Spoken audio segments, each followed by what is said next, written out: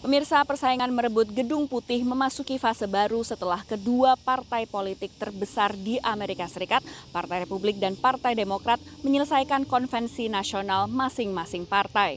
Partai Demokrat mengakhiri konvensi nasional mereka di United Center, Chicago, Illinois, Kamis malam waktu setempat dengan acara puncak penerimaan nominasi oleh Kamala Harris, Wakil Presiden Amerika Serikat yang sejak Juli menjadi kandidat Partai Demokrat menggantikan petahana Presiden Joe Biden yang mundur dari pencalonan kembali.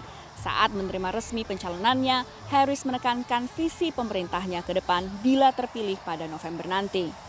I promise to be a president for all Americans. You can always trust me to put country above party and self. Analis mencermati konvensi nasional sebuah partai sering digunakan untuk mengkonsolidasi dukungan internal, selain juga merangkul calon pendukung dari luar partai alias masa independen atau bahkan masa partai berseberangan.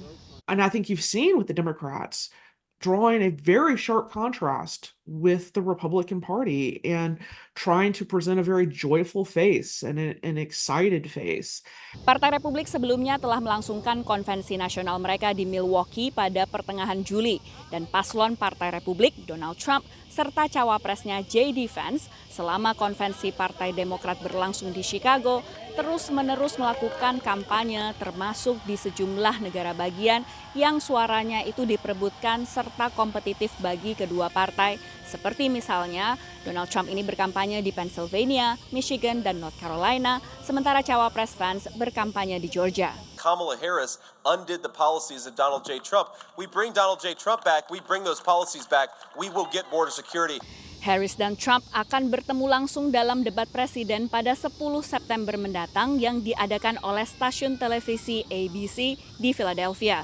Sementara ini agregasi polling nasional yang dihimpun 538.com menunjukkan Harris unggul 47,1% dibandingkan Donald Trump pada 43,7%. Namun perlu diingat, pemilu di Amerika Serikat menganut sistem Electoral College, di mana memenangkan suara mayoritas secara nasional tidak berarti akan terpilih sebagai presiden jika tidak bisa mengamankan 270 dari 538 suara elektoral. Dan polling umumnya menunjukkan selisih tipis dukungan antara kedua capres di negara bagian penentu termasuk yang sempat kami sebutkan tadi.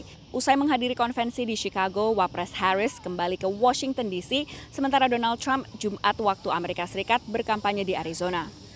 Dari Washington DC, saya Virginia Gunawan dan tim VOA.